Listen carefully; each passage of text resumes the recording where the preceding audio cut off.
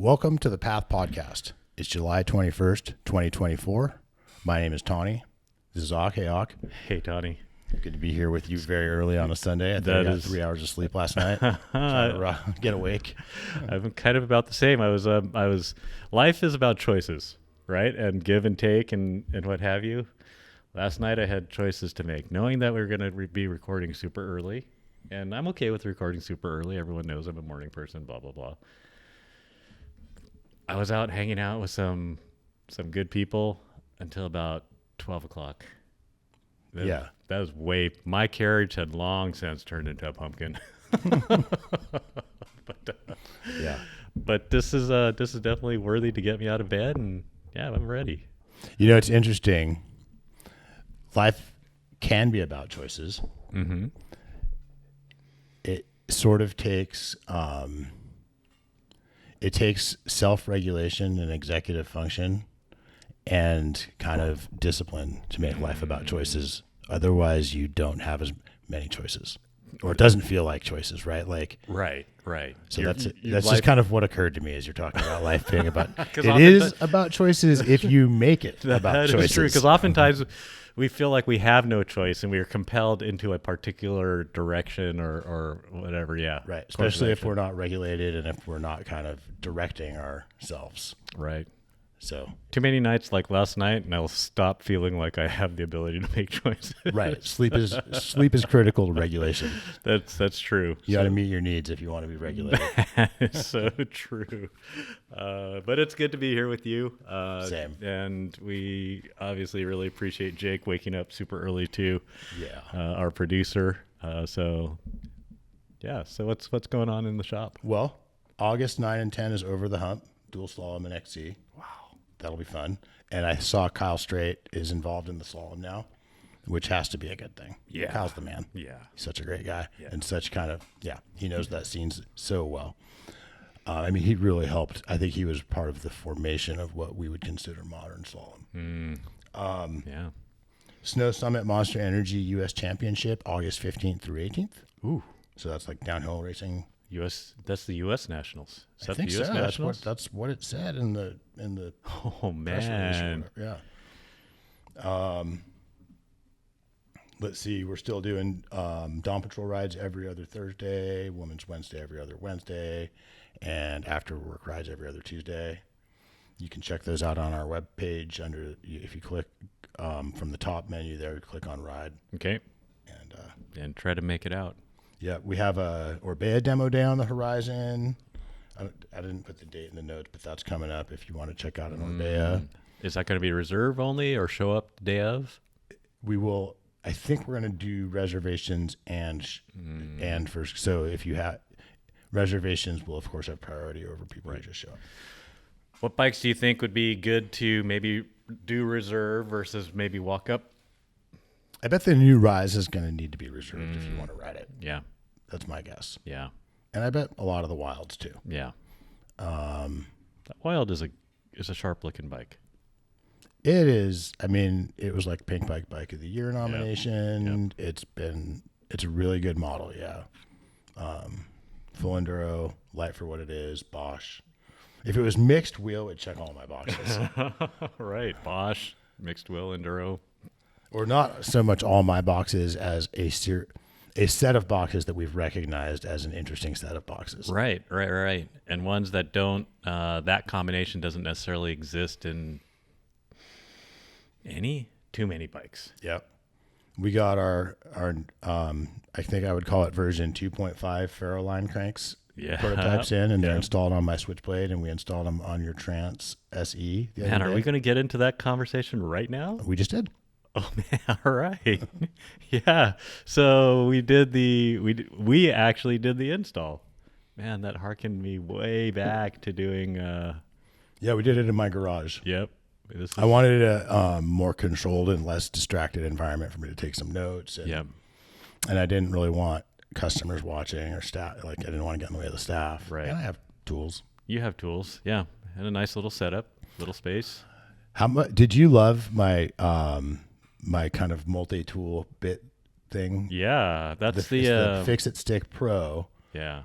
which is like a sort of like a 3-way with a swivel thing on it. Yep. And you can put different, I think it's 1/8 bits in it. Yep. Yep. And I'm using the Wera bits. Yeah. So it's like, it's nice. And it's like quick change to anything. That it is. I have that same setup at home. Yeah. Yeah. The Fix It Stick Pro with the Wera, with the Wera bits. Yeah. That's a great combination. Okay. So, man, we're going to tangent here a little bit. Yeah. I also have a Fix It Stick ratchet. Yep. Very cool. I was trying to figure, I actually thought I was going to like the ratchet more, Yeah. but I think I like the Fix It Stick Pro more. Yeah. And I think because there are certain things on the bike, brakes are one of them, where you quickly need to kind of do both tighten and loosen Yep. and switch between. Yeah. And so the Fix It Stick Pro is fantastic. I really like too that you can put the bit that is your tool Yep. on a short end or a long end. Yeah. So you can say if you're doing water bottle, Yeah. you might want it on the short end to get inside there. Yep. Yep. For example, That or is just true. in tight spaces. Yep. And then vice versa. There's places where you want something on the long end. Yeah. Especially just to like spin something. Right. Right. And the little collar that spins freely is super helpful. It's like a swivel. Yeah. And things like, let's see, what are things like Like once you get your rotor bolt loose, rotor just bolt spinning it loose. off. Yes. Or very anything much. you're just spinning off once Yep. it's loose. Yep. So rotor bolts actually, you do that 6 times or 3 times, but you do that 6 times. It's super helpful. And the Wera bits are amazing. So I really liked that. I liked that you had you had kind of the whole process set up, and you got involved at certain points, but not other points. And I like that. That was cool. That was partly just because I was multitasking. I was making my daughter beans and rice and cheese for lunch while we got in like during the first half. Yeah. But yeah, it was still a good division of labor Yep, and yep. stuff.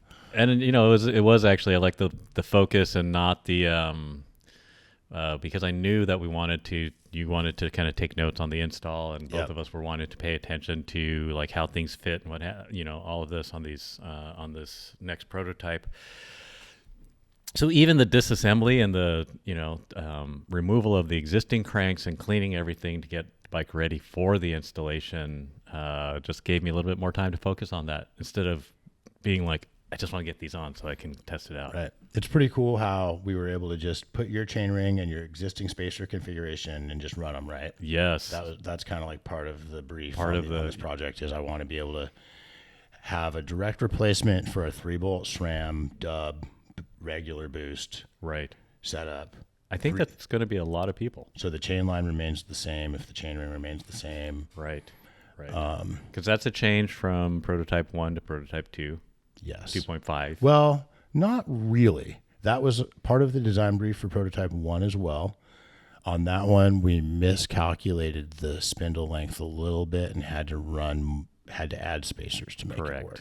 Correct. Or I don't know if miscalculate is the right word, but in any event, we had to add. Yeah. I think we have to add space. We did. Yeah, We did. and right. But that's okay. That's what prototyping is about and testing. And Yeah. there are other things that changed from the last version to this version. These went together nice though, right? It had a really nice kind of Yeah, quality feel, precision. It did. Vibe. It did. Everything like went in clean. Yeah. And let's see what else about that install process. Clean install. Okay, so what are some of the changes between the last version and this version? I have some in mind as well. Well, the pocketing on the inside of the crank arm is Right. different. Okay. It's a channel instead of individual pockets. Right. The individual pockets before had created kind of a truss pattern, Right. which is popular Right. in crank design. But there's the kind of more traditional, just a hollowed out trough. Personally, I like the hollowed out trough. It's a little bit lighter. Yep. Easier to and keep clean. Seems to have. We did some finite element, some FEA, Right. and it seems to have less stress risers. Okay. I can Seems to see that. distribute the load more even. Okay. The flex Right. more Right. evenly. Right. And it's easier to keep your cranks clean. Yeah. So that let's see, the spindle's a little bit shorter. The spline got expanded, I think, from 20. The spline pattern got expanded. It used to it was stepped down to a traditional ISIS, Got it. and now it's 29 mil splines or something, like the size of the spindle, not stepped down. Right. The factory seems to have dialed in their process because the first round of prototypes, the chainring didn't run quite straight. Okay. Yep. And we did a lot of checking on that. Yep. Yep. And made it so that it fits the flight attendant sensor. Yeah, that is awesome. By making the bore on the spindle a little bit deeper. Yep. That was one of the first things that Zach noticed when he looked at my bike. And let's see, am I forgetting anything? Let me see. Oh, we had to add a step to the collar. Oh, okay, right. The factory, that was in the drawing, but the factory just missed it on the first round of prototypes. So we had to work. I'm trying to remember if that's part of why we had to add a spacer, just to get a step that wasn't there. That's a good point. Maybe. Yeah. How about extractor bolt and The first round of prototypes included an extractor bolt. self-extracting? But we didn't have the. Oh, that's right. The little cap. Yeah, because I had to use my ISIS extractor. You know what it is? The first round of prototypes, the bolt. Maybe you're right. You're right. The very first round didn't have a bolt. Right. Yeah. Which is okay. And but yeah, so that worked out really clean. Aesthetics on the outside of the crank, exactly They the changed same. a little bit. I feel like it's a little. They changed a little bit, and we also, on your bike, the first prototypes didn't have a ton of clearance at kind of the middle point of the inside of the crank. Yes. And so I started looking at all the profiles of cranks and noticed that every crank has this spot, like about, I don't know, maybe 60 millimeters from the spindle or so, where it reaches kind of a not natural seeming wide point. Right. That our cranks didn't have. Right. And that not natural wide point. The new ones do have that kind of. I don't know the right word. I can't think of the right word, but the offset away from the frame is more a more dramatic angle. Correct. To get more clearance closer to the spindle. Right. And that's only on the interior of the. Right. Yeah. Well, it affects the whole shape of the crank because the thickness of the crank stays about the same too. So. Right. Yeah. So I've learned a lot about chain line and clearance, like little nuance stuff that's not really in any of the drawings. Right. Particularly that inner clearance stuff. Yeah, that inner clearance. Like I haven't seen that on any of the like drawings for how to make. Like companies will. There's these kind of specs that you would hit to be like to an industry standard for things like this. Sometimes. Right. I haven't seen one for that particular location that seems to be kind of an unspoken standard. Right. But it makes sense. It's like clear, big, wide main pivots, right? Like yeah, and that's what the Trans SE has. Yeah. At least this version of it. Chainline, how does that impact? Or you say so the chain line is going to be unchanged from your stock boost GX, like a SRAM dub system. Right. Yeah, that's fantastic. So in other words, you're going to have with a 3 millimeter offset chain. You should have, if I remember correctly, a 52 chain line. Right. I think that's right. It might be 49. I got this really locked down, and then it's been a few months. But I want to say regular non-boost, if I remember correctly, is 49. Boost is 52, and super boost is 55. And also transmission is 55.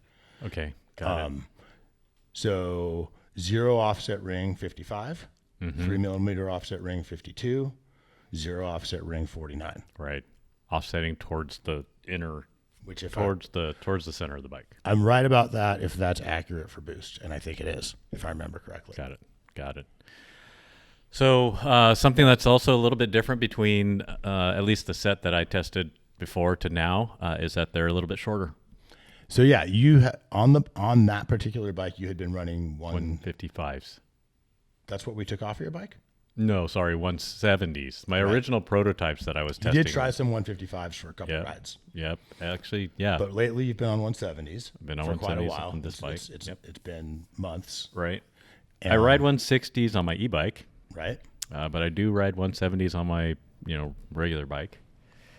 So from going to, we were talking about how going from 170 to 150, your stance width is decreased by 40 millimeters. 40 millimeters. Which is a crazy amount, right? It is, yeah.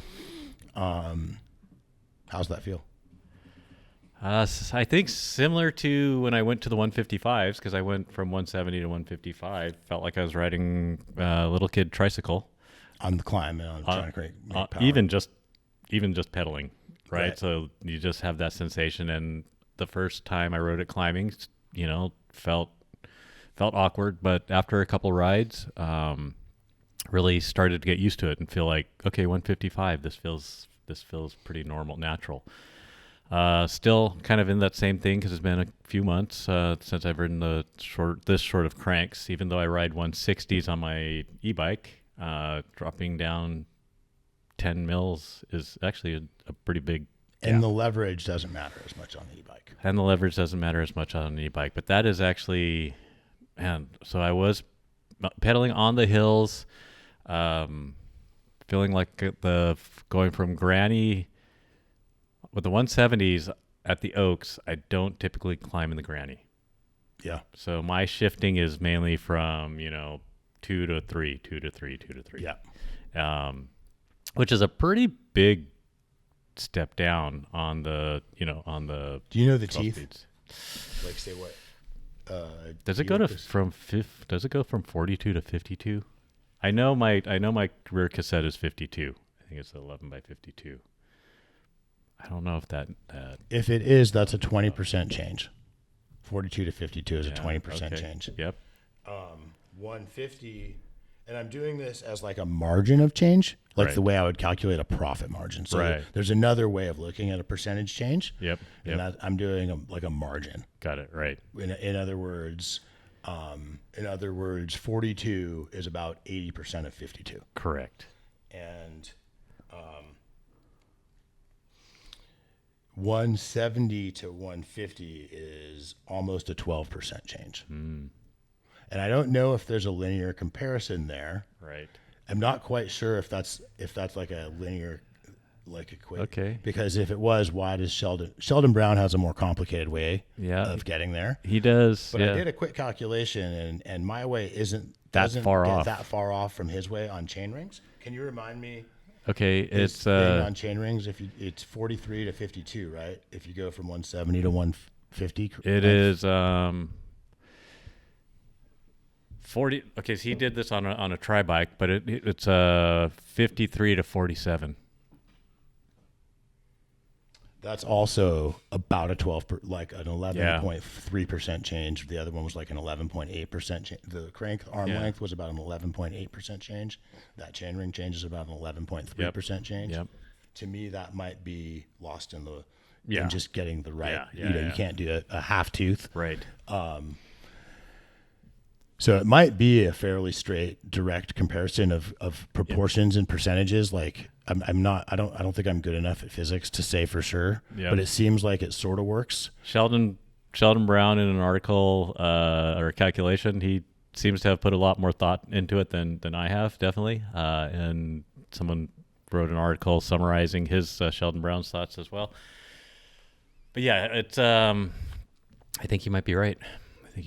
And from a first ride out, the climbs, it's kind of like that re-accelerating your pedals. It's definitely tougher. You know what I think? I think that mentally, a few things happen on the climbs when you go to shorter cranks. One is that you lose some leverage. Yeah. And you can feel that. And that's, I think, especially this on phenomenon the that steeper the hill, the more you can feel it. Right. And that's torque. Right. Right. Torque versus, say, wattage or horsepower. Because you don't lose wattage, I don't think. And I don't think you lose horsepower. I think you lose torque. Yep. Because you are spinning, able to keep a slightly higher cadence. Because I think you sense the loss of torque, but I don't think you sense the gain of the next power cycle coming quicker. I do think there's something, you get something back really there that you don't sense. Right. And so even when you do sense that, you may sense that as kind of like a hamster wheel perception at first. Right. I think, yes, I agree with that. I wonder if also the perception of torque is, when you're getting tired, the thing that will make you get off your bike and walk quicker. Yeah. I do think you have to kind of have a smoother, rounder pedal stroke, maybe, because I totally agree with there's that. less of an ability, because the amount of the space within the circle that you're generating power is smaller. So if you're doing it in thrusts, you have less space you have less of a long thrust. Right. I do feel like, at the higher cadence, you tend to bounce more, unless you're thinking circles. That's kind of the thrusting perception, I think. For pedaling circles, you're able not to bounce in your saddle, maintain a higher cadence more comfortably. Yeah. But, so we're talking about the climbs. I more or less put shorter cranks on my bike with the understanding that I probably won't climb quite as well. Yeah. So, but maybe you will. I think like this gets to, I'm running a 32, I believe. And if the Sheldon calculations are right, I might want to drop down to a 30, if not even a 28 or 29. Or I guess another way of saying that is I do it with an agnostic point of view on whether it climbs as well. Obviously, like if it's a torque issue and you're trying to get that same perception back, lowering your gearing a little bit should help gain that back. And so, but you feel like, you told me that you feel like you're noticeably slower uphill, and maybe it's just them getting used to it, or maybe they just don't climb as well. Yeah. My point, what I'm really getting at here is there may be some benefits in handling that make it worth accepting 1,000% trade-offs on climbing. 1,000%. We haven't even, and we don't know. I'm not ready to concede that there are necessarily trade-offs on climbing other than getting used to it. agree. But let's say there are. Right. Is it still worth it? Yeah. I would say yes. For you? Yeah. For me, yes. And let's talk about that part of the experience. Like what's good about it? See, so negative this morning. We're just starting on the negative things, right? Why don't we start on the positive things? So in other words, we started the conversation with pointing out that at 3 and 9, or with cranks parallel to the ground, your feet are 40 millimeters closer together. Right. What does that feel like when you're coasting? When you're going, say, through a turn section or through a rough section, having your feet closer together, what are you noticing? Yeah, so on cornering, having my feet closer, definitely feels like the ability to separate your body from the bike. Right. So like when the bike doesn't lean, but the body does, or when correct. More usually that's more when the bike leans and the body doesn't. Correct. Right? Yeah. Correct. And that's kind of that getting over the outside handlebar. Yeah. Providing flat turn positioning. Flat turn, getting traction through flat turns. That is definitely noticeable. And then also in S turns, flipping the bike back and forth. So, and I think we sort of talked about this, right? Like the ability to, if your feet are further apart, the ability to pivot your hips back and forth, which is kind of the motion you're making when you're you're able to do that more quickly, more easily. Yeah, I think when your feet are closer together. I think it's the same concept that makes it easier to separate Yes. from the bike. It's Yes. just doubled when you're going from one end of separation to the other. Correct. And that to me it's phenomenal. And what that is, if you take it to extreme and you run super, super long cranks to where you're almost doing the splits, Right. you couldn't move your hips side to side at all. Correct. And if you had your feet directly almost side by side, you'd be able to move them the most you would be able to move On a them. motorcycle. That's the most you'd be able to move them side to side. Correct. Because, Yeah. Maybe both side to side as well as pivoting. rotating your hips. Rotating also. hips. Right. That's also true. If you think of yourself all the way in the splits, Exactly. you're not going to be able to do any rotational movements on your Exactly. hips much. Exactly. You'd have to be really flexible Right. because it would have to be all hinging from the upper part of the body, and your feet would have to swing around with your hips, basically. Right. Like think about trying to go from the front back splits to like the wide open splits, right? I mean, so yeah, both of those things. I didn't ride enough, and this will be interesting. More really long, sustained, high speed chatter, chunky chatter. You know that thing where on really, really long, Yep. high-speed chunky chatter, Yeah. whichever foot is your back foot, that thigh can get a little sore. Yep, for sure. I feel like short cranks help with I that. think that's going to help. It's kind of the same. It's like it's not so much of the lunge motion, right? Like that back leg is supporting the further back out it is, and the closer it is, you're not having to extend that rear leg.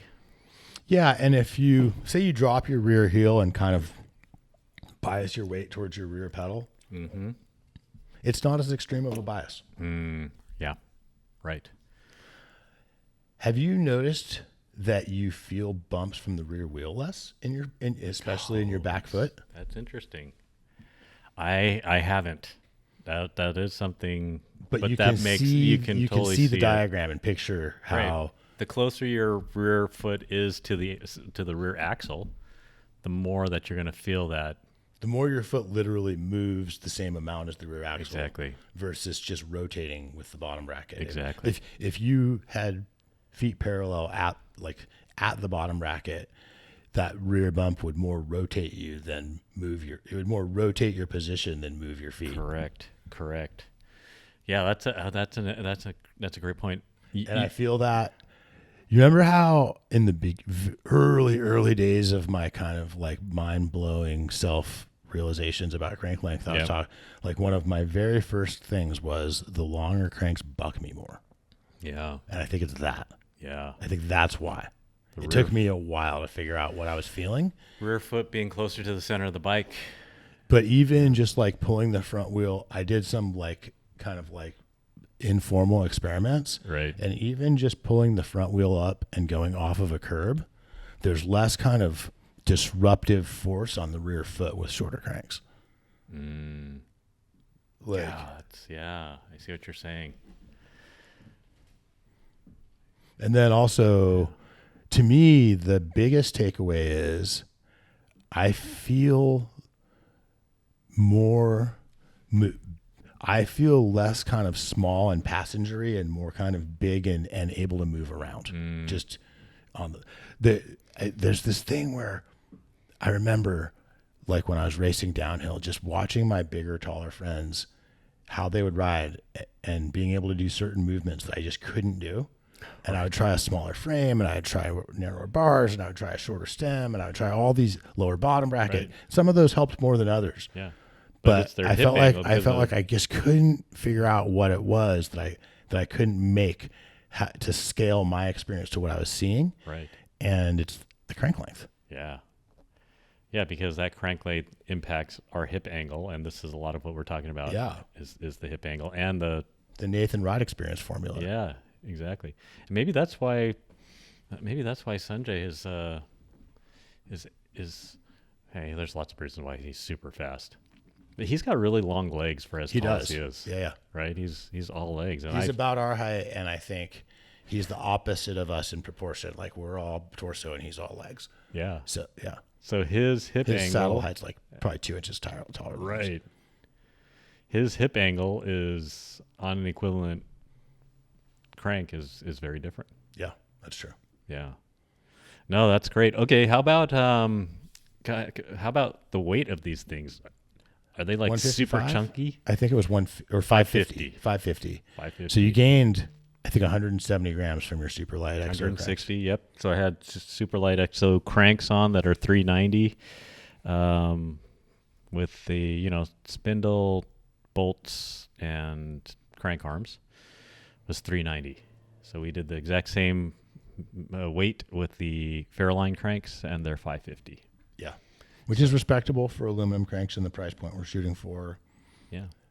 I feel like aesthetically, I like how your bikes look. I like how our bikes both look better with these cranks than with the carbon SRAM cranks. I do. But would they? Yeah, I do like them. Very clean. We actually did some Google sleuthing. That would be Brian did some Google sleuthing and how it stacks up against some other cranks, 5 dev, and I think they're actually lighter than the 5 devs by about 50 grams. I didn't know that. Yeah. So 550, I think that's 600 grams versus 550.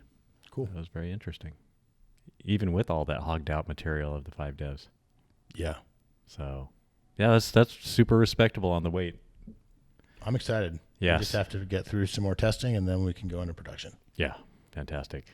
How are you any thoughts on graphics on it? Laser etching. I'm still working on the final touches on the logo. Cool. Great. But kind of what I'm picturing, it's like the logo the brand is Feraline, like feral cat, feral dog. Yep. And then the line part is like bovine canine, like of the. Right. It's a means of the, right, like right, of the dog, of the cat, of the feral. Right. Like, so also like what line you take, inside line, outside line, feral line. Yeah. So the logo, the feral part is going to have kind of one font, and then the line part's going to have a different font, so you can kind of see the. Right. But it's going to be kind of a. Does the font change? Does the font of I'm still playing with this. Does the font of the L match the feral, or does the font That's of the an L? awesome question. That is the right question, and I think it matches the feral. Yeah. Yep. Very cool. Although, looking forward to it. I also think it might be more of the L is where the transition happens, and it matches both. Right. I like that. Right. I like that concept. I think that's kind of more what it is. That's how I received what you just described. Is that the L is the transition? Right. Yeah. No, that's looking forward to it. Looking forward to it. Short little tangent. Speaking of cranks, you get cranky, bump, when you have a what you perceive as a bad ride, run, surf, outing. Do you get cranky while you're out there, even maybe a little after? It can happen. Yeah. I wouldn't say it happens every time. Right. And I think that as I've gotten older, I've gotten a little bit better at. Okay, let's go back to even before I was a mountain biker. Okay, sure. I surfed a lot. Right. And I love surfing. Right. The competition for waves in surfing is extremely intense. Yeah. And the timing is so, like, you can spend months in the water just to be kind of, and like looking at the surf report and like planning your life around conditions just to really get like certain conditions at a certain time. And like you blow a few waves and like it could feel like all of that was wasted. It can be very frustrating. Yeah. It can just have that sense of lost opportunity. Right. Lost opportunity is a hard one to swallow, right? Sometimes, especially if you feel like it was like at your fingertips, right? Like, and if you feel, and if you invested heavily in that, in like being ready for that opportunity, right? It's a sunk cost. And also there can be a lot of kind of negativity in the water, which can be, and kind of aggressiveness, which can be, especially if the waves are good, right? Which can be contagious a little bit, right? So I remember even at like 17, 18, 19, getting out of the water and like having some self-talk, like, hey, this is supposed to be fun. Like, you're here for fun. Right. Like, you just got to go surfing. You got like, to go surfing, right? Like, you like Heart to heart. try to remember that. Like, or like, I remember being in the water, being like furious that someone snaked me. Right. And then just being like, hey, like, look around. Right. Like, how does it smell? How does it like, look at the water. Like, how does it make you like, it didn't always work. Yeah. But you know, I have like a darkness that can come over me. It's kind of part of my like lot in life is that, I don't know what to call it. I think some people, I got the term from Johnny Cash. I read a long time ago. I read his autobiography, and he talks about this like darkness that sometimes comes over him. Sure. And I've spent a lot of my life investigating myself, trying to find out how to not be in that space. Right. Because it's pretty unpleasant, and Sure. because people don't like me when I'm there, like for the most part. Right. So, it was kind of this like the surfing was a big part of why I would get up at 4:30 in the morning and take the bus before I had a car for an hour and a half to the beach and everything, is because it helped me avoid that darkness. Right. But then when I noticed that it's going the other way, Right. it's like, contributing. what am I doing? Right. And it starts to become it becomes part of my investigation on myself. It becomes kind of a philosophical question. Right. You know, all these years later, I'm like, the last, say, since I think 2019, I've been really into this kind of mindfulness practice. Right. And one of the things with that is that it can feel really good. It can feel like you're giving yourself something, like getting in a jacuzzi or getting in a warm shower, or like sitting on your front porch as the sun sets. Like, it can really have that, like, I'm doing something nice for myself, and it feels good to do something nice for myself feeling. Right. And like, this is pleasant. Like, this is pleasurable. Right. Like, this is a desirable experience. Right. Exactly. Sometimes I have that experience during the mindfulness practice, and that feels really nice. Right. It makes me want to do it. Right. Other times I don't.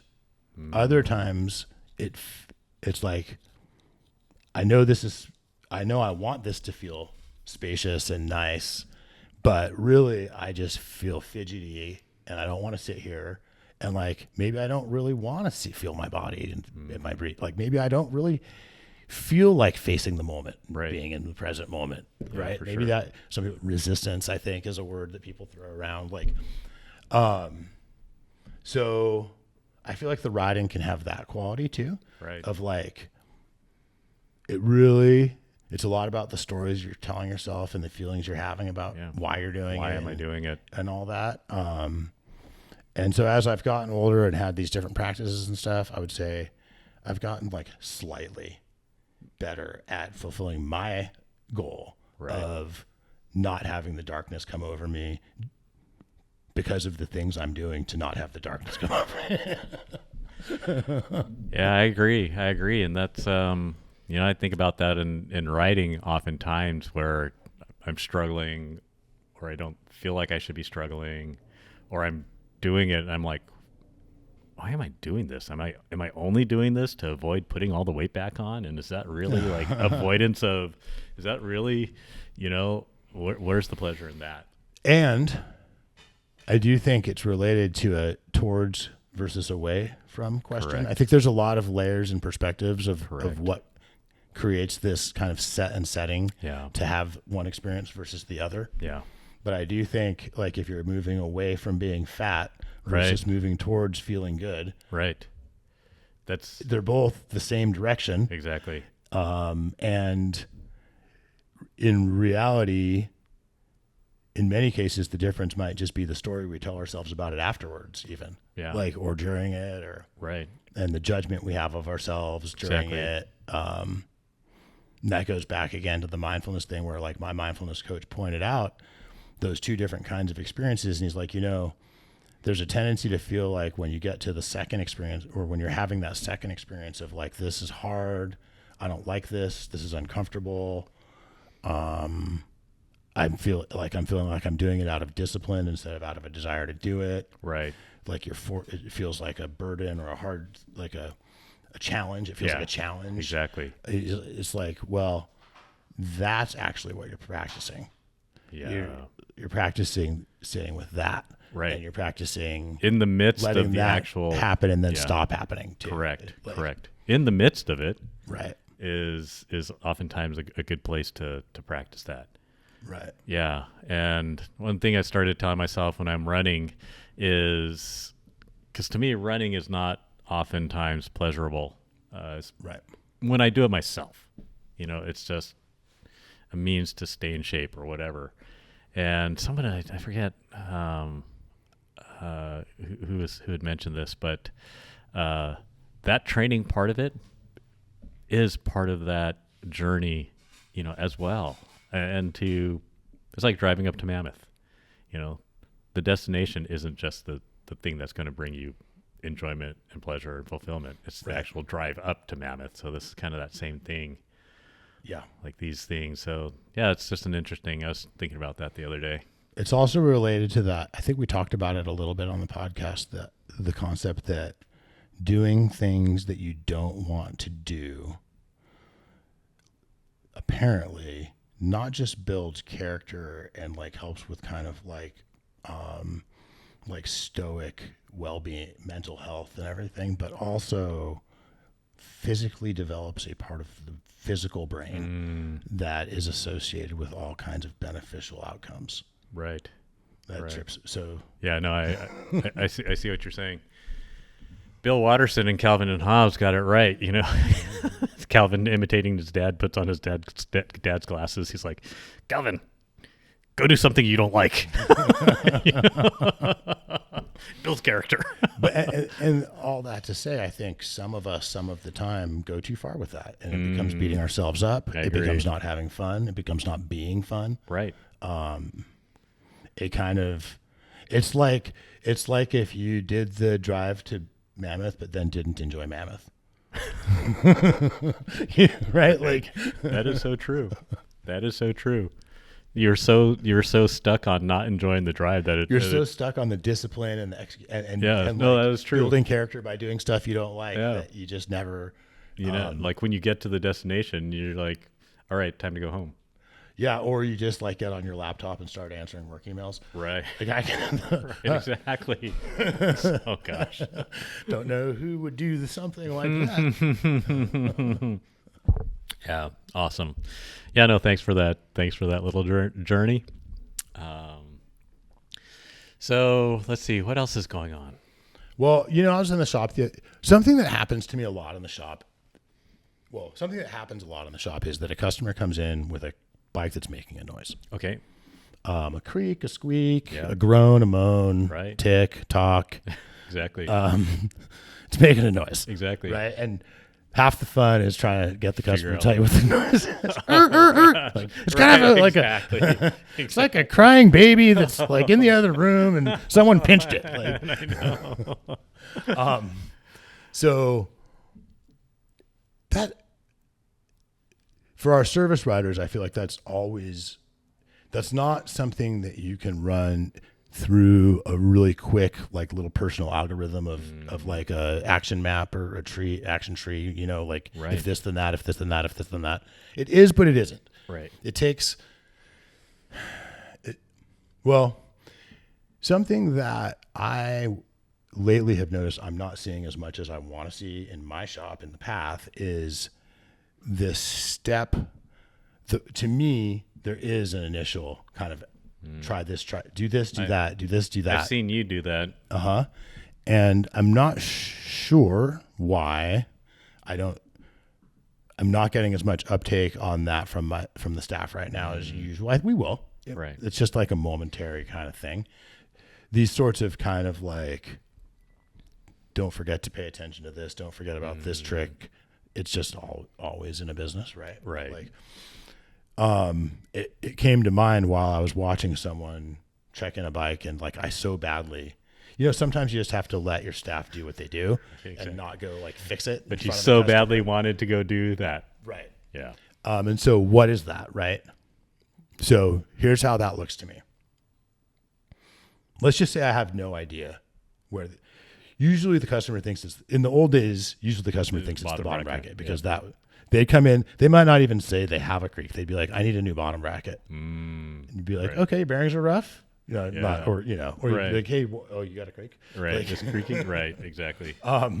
so let's just say though that I really don't know where it's coming from. So it could be anywhere front to back of the bike, and I just want to find it. Yeah. So I'm going to start by pulling the front brake and rocking the bike back and forth. Yep. It's the same move as checking the headset. Yep. But I'm going to do it really hard. I might even go ride the bike and do like a stoppie. Right. Like I'm really testing the front end. Yeah. I'm also going to get in front of the bike and clamp the front wheel between my knees Yep. and grasp the crown of the bike and twist it in both directions. Mm-hmm. And I'm testing the CSU for creaking at that time. Mm. I'm also going to get up over the bike and flex the handlebars and twist the handlebars real hard. Right. And at that point, I'm testing other things about the front end, Right. like about the headset and Might be about the the stem and handlebar Stem, interface handlebar and all interface. that. Right. Exactly. But a lot of times you'll be able to, a lot of times that will, if you have a CSU creak, it'll creak when you do that a lot of the time. So doing your CSU. Right. I will also take both crank arms like in my hand and try and do like a side load on them. Right. And I'm feeling for play, and I'm also listening for a creak. Right. So in all these things, you're feeling for play, Yep. and you're listening for the creak. So if you make it creak while you're doing one of those things, it's like, oh, you're starting to isolate it. Right? Sure. Sure. If you're like, is that the sound? Right. Right. And they're like, Exactly. yeah, it is. You're like, okay, I Right. think we found it. Right. Right. Right. I'll also take the cassette and just flex it Right. up and down, There side might- to side, right. like 6 and 12 up and down, Yeah. 3 and 9 side to side. Lock ring might have come loose a little, or there might be some dirt or something in there. Yep. I'll also hold the seat post in my in my right hand, and well, it depends which side of the bike you're on. Right. Hold the seat post with one hand and rock the rear wheel side to side real hard, like flex the rear end. Right. I'll also take the derailleur in my hand. Because that might be the seat post, right? Could be the seat Well, post, or could be the rear hub. if Something in it the rear flexes hub. when you do that, take your hand off the seat post and Yeah. put it on the frame Right. and see if it still flexes. Right. Or creaks. Because if Creaks. it stops, it was the seat post. Yeah. If it doesn't, it's probably a pivot, Right. or maybe the rear hub, Yep. or maybe the dropout interface Right. Correct.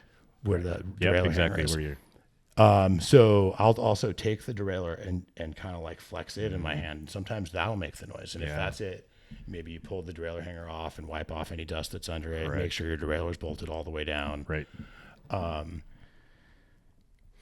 So, things that creak on the bike are all 4 bearing assembly. The headset hubs and two hubs, headset and bottom bracket. Those can all creak. Yeah. Pivots on the frame can creak. Yep. The CSU can creak. The pedals can creak. So that's another one is you take the pedals and you wiggle them and rock them Right. and stuff and see if you can Right. flip them and tap them and see if you can get the noise. Right. If there's like, and if there's even a sometimes you lot might of play in the pedals, sometimes you just might try different pedals. Exactly. So how do you talked about the CSU, you talked about kind of that headset area. Your tests for those things, could those also reveal creaks in the front hub and the interface there? Yes. How do you start to isolate that? You have to move around what you're flexing and what Yeah. you're not and do it turn it into an experiment. Right. So, or you notice play. Yeah. If there's play in Look the for hub, play that's in the likely hub. where it's coming. Anywhere where there's play, you need to eliminate that play, and you Yep. might as well eliminate it and see if the creak goes away. Correct. So, but let's say you rock the front, wheel back and forth, and you get the creak. Well, move your other hand to a different anchor point just to Yeah. eliminate whatever else might be creaking. Right. Right. So if it's on the stem, move it to the frame. Right. And if it still creaks, it's probably that hub. Right. I feel like about 90% of the time, within about 3 minutes, you can kind of narrow down the area that the creak is coming from. Yeah. So that doesn't mean you have a plan even yet. It means that the plan is easier. You're a lot further Right. towards a plan though. So like, let's say you've identified that it's the rear hub. Right. Now you got to troubleshoot that hub. Like, is it a bearing? Right. Is it the free hub bearing or is it the hub shell bearing? Right. Or are you just going to replace both? And or you is might it even something put. else? How does that translate? Right. Exactly. So how does that translate into like what might you do differently once you found that on that customer's Well, work if I order? know it's the wheel, I might try a different wheel just to double check. Yeah. Yeah. And then we're going to recommend a hub rebuild. Yeah. And while we're in there, we might find a broken pawl Right. that could be causing that, or Right. any number of things. Right. And those notes on a work order, one, it's helpful for the customer to set expectations when the customer's here in 3 or 4 minutes, whatever, 5 minutes. You've kind of gone through and you might be like, hey, we found these creaks here. Can't fix it right now, but I'll put this as notes to look into. And this might require additional work. It gets us to a point where we can troubleshoot Creak if none of the things that I describe, if we can't isolate where it's coming from, then you just kind of have to start trying stuff. Right. And that is a time-consuming and expensive process. Right. So you can save a customer, and you can save a lot of time, which is money for the customer, Right. if you can isolate it. Yeah. Because otherwise you're starting to take pivots apart and you're looking for bearings. Well, like and you're rough kind of going in bearings or- blind. You're just like, well, what's the Right. if you can't reproduce the sound and you want to make the sound go away, you just have to pick something to change and see if it changes it until it goes away. Right. And you can make an informed guess. You can be like, hey, most of the time when it's this sound, it's that. And you can say things like, hey, is it on both pedal strokes or is it only on one? Right. And if you're able to identify a creak while the customer's there, what they just said, you're like, okay, is this translated? Is that what you're trying to describe? Yeah, that's it. Or no, that's different. Okay, that's Well, it looks great. like we found something you didn't know Right, about. exactly. Exactly. Yeah, so that's great. What are certain things, and I have one in mind, what are certain things that that used to creak that maybe don't creak as much anymore? The bottom bracket. The bottom bracket. Yep. But it used to be that most bikes almost had creaky bottom brackets. Right. Like Square Taper was not up to what we were doing with it. Correct. I also find that chainring bolts, chainring, the interface between the, right? That can be a thing, and that's one of the things I like so much about all the direct mount chain rings. Yeah, it's awesome. That has eliminated a significant amount as well. Instead of having 4 or 5 or more bolts attaching your chain rings to your cranks. Yeah. Headsets used to be creakier too.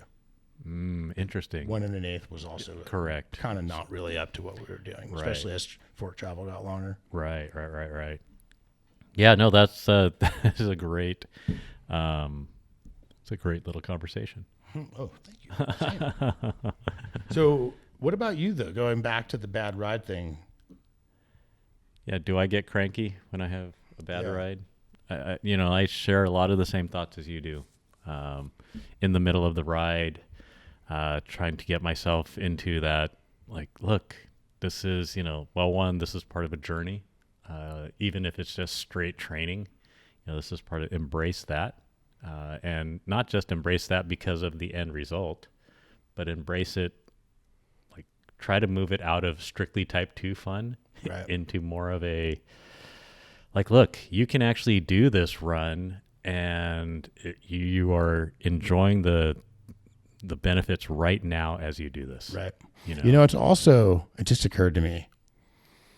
There's the question of, are you cranky because you're doing the run, or are you cranky while you're doing a run? Yeah. That's interesting, right? Because I think as I've gotten older, I've gotten a lot more agnostic about that question about myself.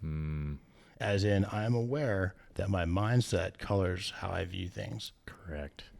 And so there's a might be- tendency. yeah. I'm There's a cranky. tendency to. There's a tendency to have this causality logic. Yeah. Of my mindset as a result of my experience. Right. But I think all of us know deep in our wisdom places that a lot of times it's really more our experience is colored by our mindset, right? Yeah, that is so true. It's that, like, wherever you go, there you are thing, right? Like self-fulfilling so prophecy. this, I think in my quote unquote investigation of the darkness, this has been a recurring theme to where it's become reflexive for me of like, I don't know if I'm cranky because this wasn't a good ride. Right. In fact, and maybe what's going on here is I went for a ride to try to stop being cranky and it just didn't work. Right. There's this guy that I see. Or maybe it's not a good ride because I'm cranky. Exactly. And there's this guy that we see. You could call him Coach Bobby. He's runs through Peters Canyon and the Oaks all the time. Longtime Orange County running coach. Maybe not just Orange County. Every time you see him, he says, "We don't have to be here. We get to be here." Right. This is the idea. Yeah. And this is a way to keep he's trying to help himself, and you guys all take that perspective. Exactly. It's awesome. Yeah. Every time. Hey, Coach Bobby. Hey, just remember, we don't have to be here. That's awesome. I think it's cool. Yeah. So, yeah, that's great. So that's kind of where I'm at, and I try to encourage myself as well as others that I exercise with, to kind of be in that space. So let's see, what else? I do have kind of another. There's been something on my mind lately a lot. Mm-hmm. Okay, so when I first opened the shop, I took a lot of pride in doing all my own work on my own bikes. Yeah. And back then I was riding enough that's like a fairly significant workload. And also bikes were like, I was with a, say when, let's go back to when like I had my first front disc brake and a rear V brake. Just how often I had to adjust that rear V brake and change the pads. Yeah. Like a lot. Right. Like maybe every few weeks. And before hydraulics, that cable actuated on the V brakes to keep it smooth. And how often, if you're riding, say, let's just say I was training for the Vision Quest and doing those sorts of rides, and if you're riding 15 hours a week, say, right, which really isn't that much for someone who's trying to do that, right. Like you're hitting maintenance intervals every few weeks, every month.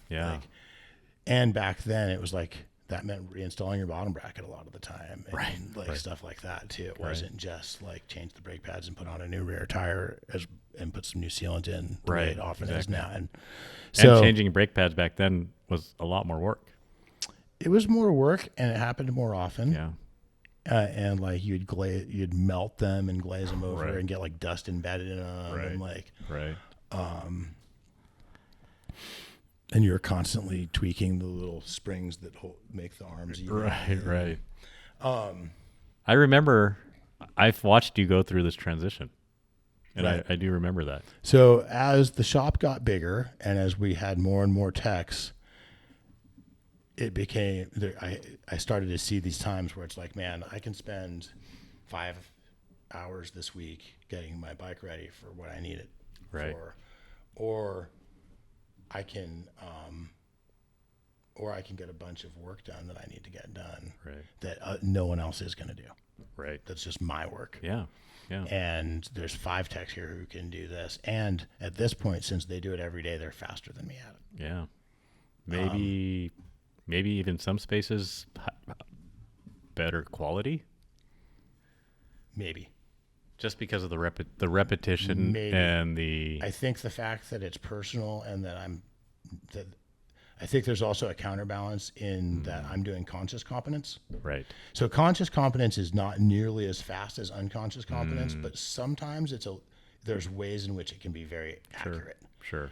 Because they're doing unconscious competence. Right. They do it so much that they don't have to think about the steps. Right. But what if you have that highly qualified technician who is also conscious? You know what? I think it's a different there's a little bit of a conversation of like hand skills and like kind of like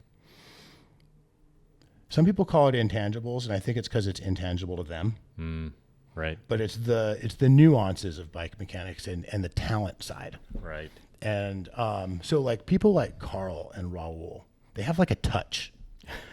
Right. Like, and there's other techs, there's a lot of techs, and there's levels to this, but like I bring them up because I feel like they're really good examples of this. Right. I have other techs who might have maybe a higher accuracy rating. Right. Like they might mess up less. Right.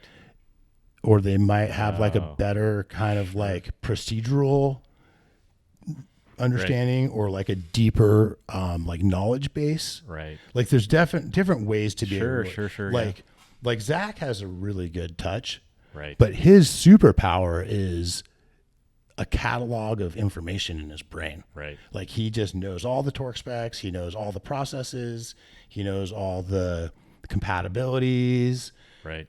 and he has plenty of touch to make it all feel really good. Right.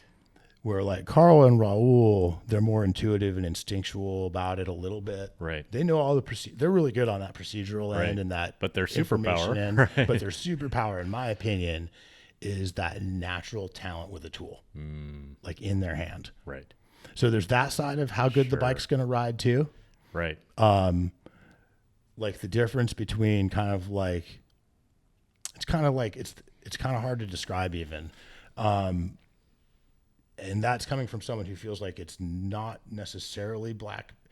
I feel like I'm in this conversation in a place where for me, it doesn't seem like black, like magic. It's Yeah, like yeah, it is just nuance. Right. But the nuances are fine and subtle and slippery, and there's a lot of them, and it's a feel thing. And so where I have a perspective of myself on that spectrum for too. sure. And I think I'm like pretty good on that, like better than some of our techs, but not as good as like Carl and Raul. Okay. So Yeah. that's also part of how the bike Sure. rides after. Sure. But also too, I kind of know what I like within those nuances. So I do like working on my own bike. Yeah. And a lot of times, like let's say if I have, say, there's also the question of whether I get, say, one of our best techs to work on my bike or one of our most junior techs to work on my bike. Right. And why. Right. And, right. A lot of times if I want to have my bike worked on at the path, the crew's tendency is to get it into The hands the of most those capable hands. Right. And my tendency is to get it into the person, the least capable person who is qualified, who does do that job in the path. Right. Right. Right. Right. So, or maybe not, maybe the least trusted person, the person who's maybe newest to that Right. skill Sure. set, or the person who is lowest on the rank of wisdom on that, right. and abilities. So, but either way, I tend to tune it into my own preferences after. Right. Sure. And either way, mostly the like safety standards and the kind of not very nuanced performance. In other words, does it hit all the gears? Does it skip? Does it shift quickly? Right. Like we all do that. Right. We all hit that point. Right. But like,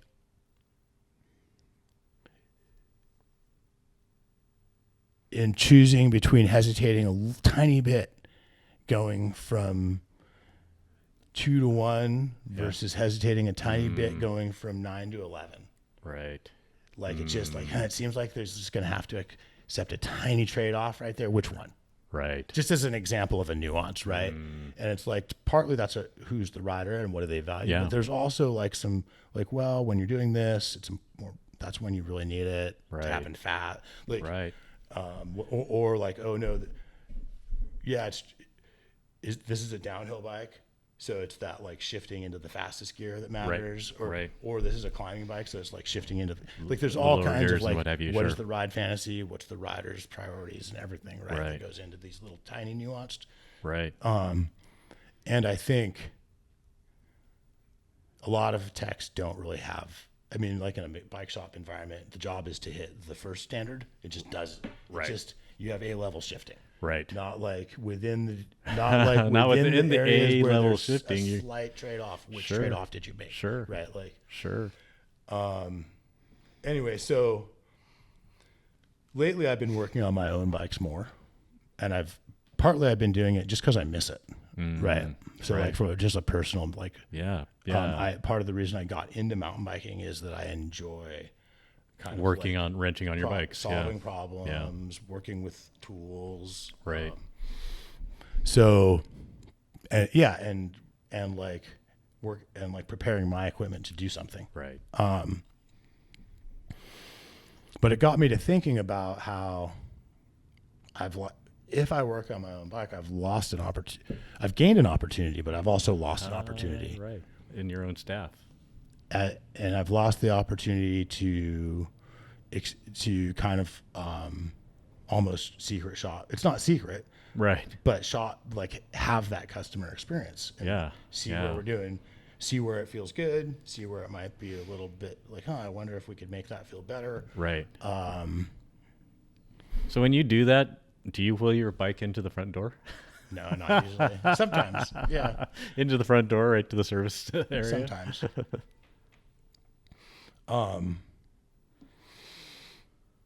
So I learn from that, and it gives me a chance to maybe train a little bit. Right. Like, hey, when you do this, this is Right. Yeah, there's so I like think- personal teachable moments with maybe some junior level staff, newer staff, as well as some senior level staff. And those coaching, mentoring, whatever, teachable moments could look very different. right. So there's ways in which if I do my own work, it makes me personally stronger. Yeah, for And there's sure. ways in which if I do my own work, it makes the path stronger. Right. Like, it makes me a better person at doing my job at the path. But there's also ways in which if I have someone else do the work, it makes me better at doing my job at the path. Yeah. Yeah. And this also goes to, like, okay, a couple of examples. I do not know the bleed procedure for TRP DHR Evo brakes. Okay. I understand the basic mechanics of bleeding a brake. I've bled lots of different systems. Right. I know enough to manage someone who is doing DHR Evo bleeds, Right. even though they might know more than me about The actual process. Yeah. We use pivot tables a lot for our inventory database management and stuff. And we do a lot of concatenating. Yeah. I am very clumsy at that at best. Okay. And there are a lot of moves that I would have to Google how to do it to do Right. it Right. and stuff like that. Right. Generally speaking, I don't do that. Sure. But You know enough to help manage somebody doing. well, what I find myself doing all the time is outlining a project. Hey, can you concatenate this to make this to this? And can you please make this pivot table sorted by oldest received, and then by price, and then by size, and then by or whatever, so that I can, like, sort the data a certain way. Right. Like, I don't do the mechanics of that, but I'm really into, like, creating the questions. Right. And then, So it's part of, like, that whole picture too, Yeah, of, like, for sure. and it's, like, related to delegation versus doing it yourself, which is also a whole other set of trade-offs and something you're constantly finding the tension in if you're doing a good job. And then, in that one example that you gave about concatenating tables and pivot tables and concatenating fields and pivot tables, in my mind, I was actually seeing, like, how I might do that too. yeah, But in the vein of what we're just talking about now, if you had somebody who was like, you knew that they were the master at that, as opposed to someone who kind of had the basics of that, didn't have to Google it, but they could do it, your direction to both might be very different, because the direction to the master person might be, I'm trying to accomplish this because it's going to help us in this analysis. right, And in my mind's eye, I see whatever, our Excel tools and our database tools.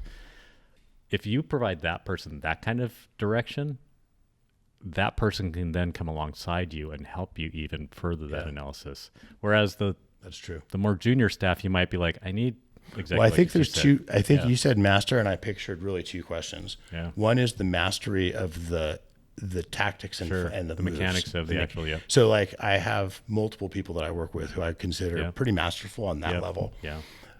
Like Paulina. Right.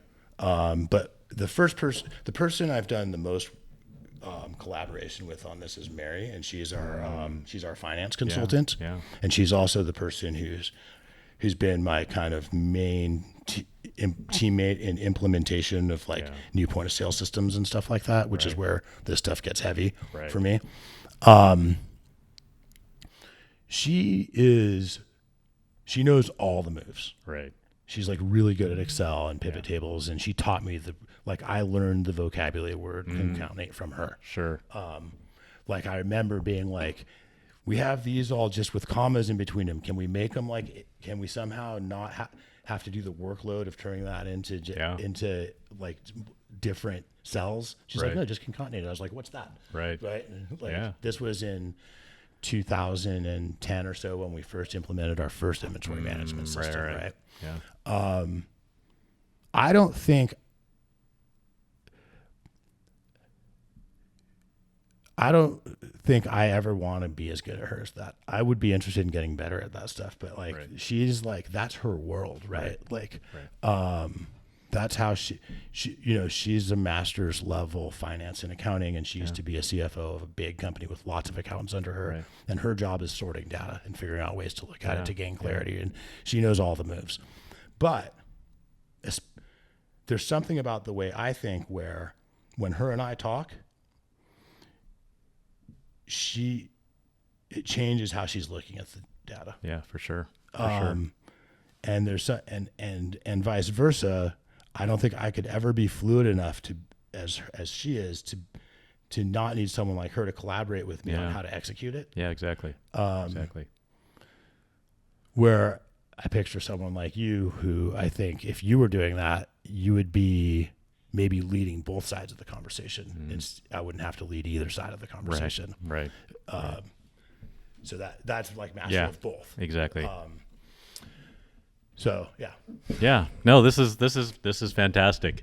It's fantastic to have these conversations, and for you to, as you approach these things thoughtfully, how it helps you to create a stronger culture as well as a stronger company. So you are in these thoughtful approaches to this, whether it be working on your bikes or how you or the financial side of analysis, you are creating a stronger company, a better culture for the path. I'm trying. And I also think of it in terms of like short-term benefit versus long-term. Yeah. And even in training, we know that there's things that benefit you more short-term and may even hurt you in the long term. Yeah. And things that benefit you long-term that might slow you down a little bit in the short term. Yeah. Right? Yeah. Like I think anyway. I speak in terms of oftentimes to my teams, short-term solutions, interim, and long-term or more enterprise solutions. Right. And there are sometimes what we do, short-term solving acute problems oftentimes, but there's an interim solution that's needed. Right. And we might abandon that, but let's do it thoughtfully. Right.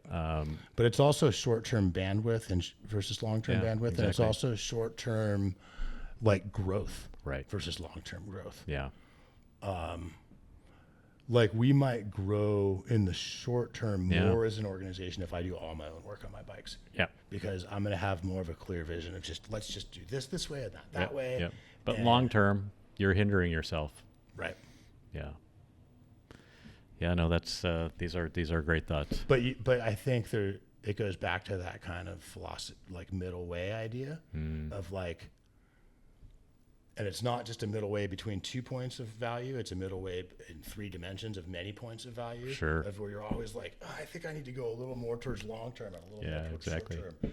And, I think I need to go a little more towards like personally directing things and a little bit less away from like this long term making the company good at having direction. Yeah. And back to like, no, I need to take my hands off the reins a little bit so the company can get good at directing itself. For sure. And like, yeah. No, that's fantastic. Did we just do a podcast? I think so. Thanks, Auk. Thanks, Jake. Huge thanks to all the listeners. Even more huger, tremendous thanks to everyone who works at the Path. You're the best. And thanks to all the riders out there. And let's all remember to love the bikes we ride.